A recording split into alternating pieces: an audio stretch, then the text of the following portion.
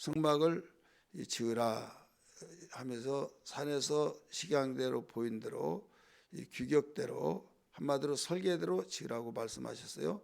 그러더니 이제 그 성막을 짓는 장면이 나오면서 그 여기에 보면 이 내용은 이미 26장에서 있었던 그 내용을 그대로 그 재현시키다시피 하는데, 이것은 다른 점이 뭐냐면 거기는 이렇게 지어라, 오늘 본문의 말씀은 그렇게 지었더라 하는 것을 말씀하고 있어요. 그래서 우리에게 주는 의미는 성막 건축은 그 하나님이 원하신 대로, 그 하나님이 설계하신 대로 지어야 된다 이거죠. 그 우리가 이렇게 하면 더 좋다, 어떤 사람이 저렇게 하면 더 좋은데 그래 해서 어떻다 고쳤다 하고 사람들의 여론을 들어가면서 지은 것이 아니다. 하나님의 명령을 따라서 지은 것이다 이거예요. 그러느니라고 여기에 이 8절부터 여기에 쭉 끝까지 나왔던 내용이 그 출애굽기 26장 1절에서 37절에 있는 내용하고 똑같이 기록되어 있는데, 거기는 이렇게 모양대로 네가 산에서 본 대로 지어라 그렇게 했다면, 여기는 지었더라 이렇게 나오죠. 그래서 설계대로 지었더라 이런 뜻이에요. 그리고 한 가지 여기서 우리가 중요한 것은 재료가 있어야 된다고 그랬죠. 그래서 어제 아침에 재료를 가지고 오라, 마음에 원하는 자는 자원해서 모두 드리라 했을 때 자원해서 드렸어요. 그 염소털도 드리고, 올 때 염소털 털 뭉실뭉실한 털 깎아놓은 것은 안 되죠. 그래서 거기서 실을 뽑아서 이제 꼬는 겁니다. 그걸 아침마다 또 다 자기가 금이나 은이나 또 염소털이나 해달의 가죽이나 이런 모든 것들을 가지고 올 때 오홀리압과 이 오사렐이 부사렐이 모세에게 와서 이제 그만 가지고 오라고 그 말을 이제 이야기하죠. 쓰기에 넉넉하다고. 그러니까 명령을 해서 그쳤다. 여기에서 우리는 발견할 것이 뭐냐면 하나님께 헌신하고 봉사할 때가 있다 이거죠. 여기서 하면 어떤 사람은 바치고 어떤 사람은 못 바치고, 그러면 우리 육신의 생각은 안 바친 사람이 지혜고 바친 사람은 좀 미련하고 이렇게 생각하는데, 여기서 가르쳐 준 것은 그 명령이 이제 그만 가지고 오라 했을 때 딱 끝났다 이거죠. 그런데 나도 드리려고 했는데 하고 뒷북친 사람들이 있어요. 그런데 여기서는 먼저 드린 사람들이 그 사람들이 자원해서, 분명히 자원해서 하라고 그랬어요. 그랬더니 막 깊어서 아침마다 다 저녁 내 일하고, 그 염소털 같은 경우는 실을 뽑아서 거기서 꼬아가지고 드린 거예요. 염소털로 왜 이 노끈을 만들었을까요? 그 노끈같이 새끼를 만들었느냐? 이게 기름기가 있잖아요. 털은.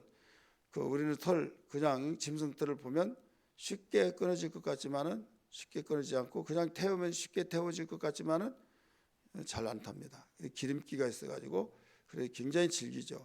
그것을 또 꼬아가지고 하기 때문에 이건 얼마나 질긴지. 그래서 이제 천막을 치면 그렇게 큰 천막이에요. 천막을 칠 때 이제 바람 불면 날아가고 그럴 수도 있잖아요. 그래서 그걸 염소털로 실을 뽑아서 청색, 자색, 홍색 이런 실로 이제 서로 꼬아가지고 노끈 붙잡아 매는, 그래 둥그럽잖아요. 그러니까 그걸 둥그럽게 비닐하우스 칠 때 이 노끈을 했던 것처럼 그렇게 생각하면 돼요. 이제 그렇게 하는 것을 하는데 저녁 내내 이걸 준비해가지고 또 아침에 가지고, 그래 공사가 진행되니까 그것도 이제 그만 가지고 오라. 쓰기에 넉넉하니까 그래 명령을 하죠. 여기에서 이미 말씀드렸던 것처럼 기회가 있다. 우리가 하나님의 일할 때도 기회가 있다. 항상 하는 것이 아니다. 오늘 못하면 내일 하고, 내일 못하면 그 다음에 하고, 새틀 같은 많은 날, 우리는 이렇게 생각이 되죠. 그런데 그렇지 않더라. 기회를 주셨을 때. 왜 그런가 하면 우리는 대부분 나이 먹으면 일찍 세상을 떠나고 젊으면 오래 살고, 그래서 다음에 얼마든지 할 수 있다 하지만은 그렇지 않더라. 저는 목회하면서 그런 사람을 많이 봤어요. 그 가는 데는 순서가 없잖아요. 그래서 성령의 감동하심으로 깊을 때, 하나님이 감동할 때 바로 하는 것이 우리에게 지혜고, 그것만이 남는다. 세상의 것은 그 다 썩어지고 나중에 내가 하나님께서 부르실 때 가면 그 남는 것이 누구의 것이 되게 되냐, 이렇게 말했죠. 그래서 욕심 부리지 아니하고 이렇게 모두 기품으로 바친 것으로 성막이 지어졌다는 것을 보여주고 있죠. 한 가지 또 알아야 할 것이 뭐냐면, 성막이 제시하는 그 상징적인 의미가 뭐냐 이거예요. 성막을 지었어요. 이제 그러면 성막을 통해서 우리에게 주시는 상징적인 의미는, 당시에는 그냥 광야에서 햇빛 나고 뜨겁죠. 밤에는 춥죠. 거기서 언제고 하나님이 제사 지내라 하면 지내야 하는데 이게 지정된 장소가 없잖아요. 그래서 성막을 지어라. 그렇게 지었어요. 그러면 오늘날도 그렇게 지어서 이 교육을 해서, 이게 과거에 이 해달의 가죽이고 이것이 그 염소털을 뽑아서 청색홍색 자세 이렇게 해서 꼬은 것이다 하고, 이건 은받침이고 이런 것을 교육을 시킬 수 있지만은 실제 우리에게 주는 상징적인 의미가 뭐냐 이거죠. 지금은 예수님이 다 이뤘다고 이런 성막을 그대로 지체하냐고 교회마다 예배당을 치죠. 그러나 성막을 지으라고는 의미를 우리는 알아야 된다 이거죠. 그건 과거나 지금이나 앞으로도 변함이 없다는 것을 알아야 될 줄 믿습니다. 그러면 그 의미는, 이 성막을 위에서는 햇빛이 계속 비칩니다. 그러나 이 안에서는 햇빛이 비쳐야 안 비쳐요? 안 비치죠. 그 안에서는 금으로 만든 그 촛대, 금단 그 금으로 만든 촛대, 거기에 불을 끊치지 말게 붙이라고 그랬잖아요. 그래서 이 금빛으로 이 조명이 비춰지죠. 그래서 성전은 우리의 세상의 모든 너무 좋다, 너무 아름답다 이런 것들이 다 비춰지지만은 여기에 우리는 그것을 차단시켜 버리죠. 그걸 차단시키고 우리의 영적 생활할 때는 주님의 이 놀라운 하나님께 영광을 돌리는 그 생각과 또 우리의 이 기도하는 중심이 주님의 이 빛으로만 우리에게 비춰져야 된다 이거죠. 그리하여 너희는 세상의 빛이다, 이런 말씀을 하셨어요. 그리고 또 이 위에는 그 검정 이 해달의 가죽으로 덮어졌어요. 그런데 안에는 모든 이 금으로 만들어진 거, 또 아름답고 또 귀한 이 겹겹으로 했던데, 한 겹, 두 겹, 세 겹, 맨 위까지 하면 이 4겹이에요. 근데 이 내부에서 맨 처음에 볼 때는 수놓아 가지고 아름답죠. 햇빛 조명이 이렇게 받아서, 오늘날은 뭐 조명. 그럴 때 이게 무엇을 상징하냐? 성경에 보면 해달의 가죽으로 인해서 빛이 다 차단된다고 그랬죠. 그리고 금빛만 이제 조명을 받는다고 그랬죠. 그리고 위에서 보면 보잘것이 있어요, 없어요? 없죠. 그냥 거무튀튀하고 그냥 볼 것도 없어요. 근데 내부에 들어보면 휘황찬란하다 이거죠. 이게 무엇을 가리키고 있냐면, 이사야 53장 2절 3절의 말씀 보면, 예수님은 고운 모양도 없고 풍채도 없고 흠말만 아름다운 것도 없다. 그래, 보잘것 없다 이거죠. 그런데 예수님이 세상의 빛으로 오셔서 그 하나님께 영광을 돌리는 영광의 빛이 되었다 이거죠. 우리도 이 내용을 그대로 성경이 가르쳐준 요한복음 1장 14절의 말씀 보면, 말씀이 육신이 되어 이렇게 나옵니다. 그러면 고운 모양 풍채도 없는 그분이 이 세상에 오셔서 아무 어떤 흠말린 것이 없지만은 그 마음속에서 하나님의 뜻을 이루는 뜨거움과 같이, 이것이 하나님의 그의 영광이요 그랬어요. 요한복음 1장 14절, 그의 영광이요. 그가 누구예요? 말씀이 육신으로 오신 분이 하나님의 영광이요 독생자의 영광이라. 은혜와 진리가 충만하더라 그랬죠. 여러분, 우리는 세상에서 볼 때 모양도 없고 또 풍채도 없고 그 고운 모양도 없듯이 세상에서는 때로는 많은 사람, 예수 믿는 사람, 야 정말 부럽다, 나도 예수 믿어야겠다, 이런 사람이 몇이나 있냐 이거죠. 나중에는 그렇게 되어지지만은 처음부터는 그렇지 않아요. 또 미쳤구만, 또 하나 정신병자 생겼구만 하면서 별의별 말을 다 해요. 그렇지만은 그 속에 하나님께는 영광이 있고 그 속에는 하나님의 영광을 바라보는 놀라운 능력이 있고, 그래서 하나님이 저희들을 통해서 영광을 받고 있다는 걸 믿기 바랍니다. 또 이 성막은 일시적인, 이 성막은 만남의 장소예요. 한번 따라서 보다. 성막은 만남의 장소이다. 누구를 만나는 장소예요? 하나님을 만나는 장소. 그러면 하나님을 만나는 장소인데 일시적인 만남의 장소라고 한다면 우리 성전은 영원히 하나님과의 만남의 장소가 된다는 걸 믿기 바랍니다. 그리고 또 이 성전은 무엇보다도 이 세상의 모든 그 예수님이 오실 모형으로서의 성막이었고, 예수님은 진짜 그 영원히 계시는 성전이다. 이렇게 해서 이것을 가르쳐 주기 위해서 성막을 지어라라고 말씀하신 거죠. 복음적으로 보면 그래 하나님이 하라고 하는 것은 다 이유가 있어요. 우리가 가나안 땅을 주신다고 말씀했을 때 가나안 땅 실제 줬잖아요. 그러면 안식이 다 됐어요, 안 됐어요? 됐죠. 그런데 만약에 그곳이 진짜 안식이라고 한다면 히브리서 4장 6절에 보면 여호수아가 하는 말이 우리의 안식은 저 하늘에 있도다, 왜 말을 했겠느냐는 거예요. 지금 여호수아에 의해서 가나안 땅에 인도를 받고 땅을 다 분배해서 주었어요.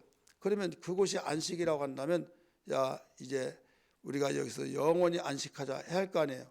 그런데 그 말을 하지 않고 우리의 안식은 저 하늘에 있도다 이렇게 말했다 이거죠. 그러면 실제 역사적으로 애굽에서 나와서 광야에서 40년 동안 생활하고 요단강을 건너서 7족속을 다 몰아내고 거기에 분배받아서 생활하고 있잖아요. 이게 실제 역사예요. 근데 그 실제 역사를 통해서 무엇을 가르쳐 주느냐? 영원한 천국을 가르쳐 주기 위한 한 역사를 이끌어 주신 겁니다. 다시 말해서 이 애굽은 우리가 이 세상을 말하고 또 모세를 통해서 우리가 구원을 받죠. 이것은 예수 그리스도를 이 땅에 보내셔서 우리를 구원해 주시고, 그 다음에 홍해를 건너야 안 건너요? 건너죠. 근데 홍해 닿기까지 뒤에서 다시 추격해야 하네요. 하죠. 마찬가지로 예수 믿으면 마귀가 원통해서 네가 감히 나를 배신하고 교회를 가, 예수를 믿어. 그래서 굉장히 추격을 당하고 그러면서 얼마나 간담이 싸늘하게 내려앉는 심정이겠어요. 이때 우리 먼저 믿는 사람들이 교회는 분명히 알려줘야 할 것이 있어요. 염려하지 말라고. 하나님이 일하신다고. 근데 그런 것이 해야 되냐고 그렇게 생각하니까 그렇지요 막 하면서 거꾸로 생각하고 막 유해 준다시고 이야기해 주면요, 영적 세계를 알려줄 수 있는 기회를 놓쳐버린 겁니다. 그런 것이라고. 그러면서 한 가지 분명하게 내가 물어보는데 진실로 하나님 잘 섬기고 이왕에 믿는 거 열심히 믿어야겠다고 마음을 먹었죠. 그럼 어떻게 알았냐고 그러죠. 그러니까 그런 것이라고. 이걸 일러줘요. 왜? 만약에 거기서 새길로 새버렸다고 한다면 그 사람에게 추격해 올까요? 아니죠. 새길로 샜다고 한다면 가는 곳이 다시 되돌아가는 것밖에 없는 거예요. 세상으로 다시 되돌아가는 거죠. 마귀는 그걸 원하는 거예요. 그럴 때 너희는 여호와께서 일하심을 보면서 잠잠히 있으라고 그랬어요. 우리가 염려해서 될 것이 아니다 이거죠. 하나님께 맡기고 그랬더니 모세를 통해서 홍해를 네 지팡이로 가리키라. 밤새도록 풍랑이 일어나서 갈라졌다. 그리고 갈라놓고 걸어가잖아요. 이때 얼마나 놀라운 역사가 나타났어요. 쭉 가는데 뒤따라온 애국 군대들이 있어요. 그럼 별것 없는 것 같잖아요. 근데 막아졌어요. 뭘로? 불과 불기둥으로 이스라엘 사이와 애굽 사이 그 가운데 딱 막히니까 그들이 압추격해서 이스라엘 백성들을 붙잡아 가지 못한 겁니다. 믿으시길 바랍니다. 하나님이 일이 이렇게 완벽하다는 걸 믿으시기 바랍니다. 그래서 이제 이스라엘 백성이 흠이 다 끝에가 빠져나가고 애굽 군대는 이스라엘 백성을 잡으러 온 가운데 졸졸 따라가면서 더 이상 갈 수도 없는 거예요. 이렇게 하면 잡을 수 있는데 불기둥 때문에 뜨거워서 붙잡을 수가 없는 거예요. 애굽 백성들은 지금 불기둥 뒤에 거기서 접근하면서 그 타죽지 않을 정도만 머물러 있습니다.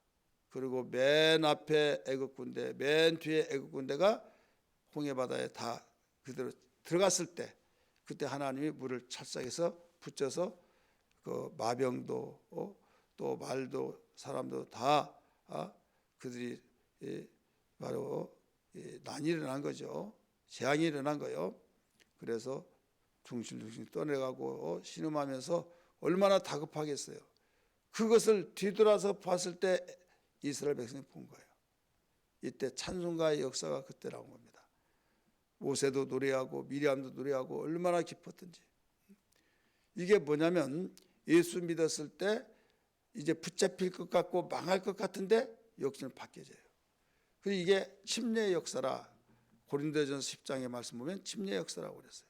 그 광야 40년 여러분 예수 믿고 막 믿는 것과 동시에 뭔가 금방 팍 일어나고 불같이 일어나서 잘 때고 어떤 사람 전도하면서 그렇게 말하는 사람이 있어요.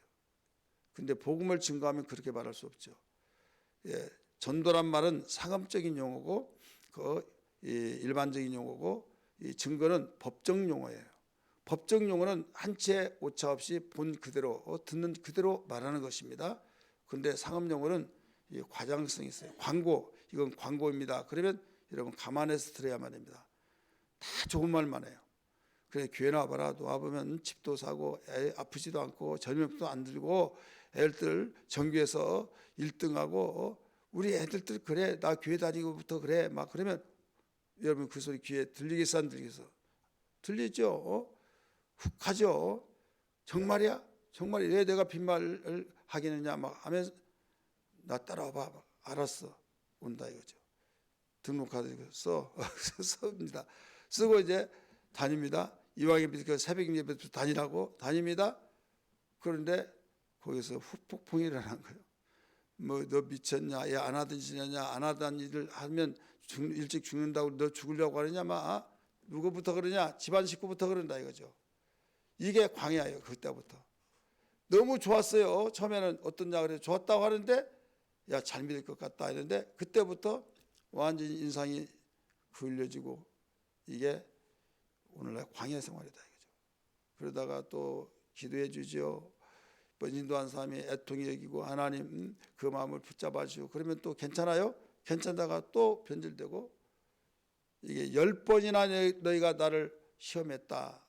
성경에 그렇게 나오잖아요. 광야 생활에서 이렇게 간담을 완전히 녹았다 다시 회복됐다가 할 정도로 전도한 사람을 이렇게 하면서 교회 생활을 하는 거예요. 이게 광야 생활이다니까요. 그렇게 하면서 성숙해 가면서 고난도 매도 하도 맞으면 처음에는 매 들을 때 맞지도 않고 들을 때만 해도 막 겁이 나는데 나중에 하도 맞다 보니까 아프지도 않아요. 견딜만 해요. 그러다가 나중에 이제는 성숙해지면서 그 철이 듭니다. 요단강이 앞에 보입니다. 요단강 건너가고 또 돌아니까 돌고 이렇게 해서 무너지겠냐고 하는데 순종합니다. 무너졌습니다. 가나안 땅에 들어가요. 실제 들어갔던 것처럼. 근데 그게 끝이 아니라 이렇게 해서 천국에 들어간다 이거죠. 이것을 우리에게 보여준 것이 성막 사건이다 이거예요. 오늘 우리는 실상이 예수 그리스도요 영원한 나라 하나님의 나라인 걸 믿고 이 땅에서는 잘 살든 못 살든 편안하든 편안하지 않든 지금 평안하면 이적과 기사를 펴고 그걸 보고 굉장히 기쁜 거예요. 근데 나에게 괴롭다는 것은 지금 물이 없고 지금 그 내가 먹고 싶은 거 못 먹고 막 그럴 때 불평은 망했잖아요. 또 적군이 오면 또 그때 또 원망 불평하고 또 하나님이 이기게 하시면 할렐루야 하고 또 감사하고 이게 우리의 모습이다. 그래서 이 모습이 우리의 모습인데 오직 의인은 믿음으로 말미암아 살리라 하신 것처럼 이렇게 믿음으로 천국 갈 때까지 승리하며 살게 하여 주옵소서. 이런 기도 되기를 주의 이름으로 축원합니다. 할렐루야.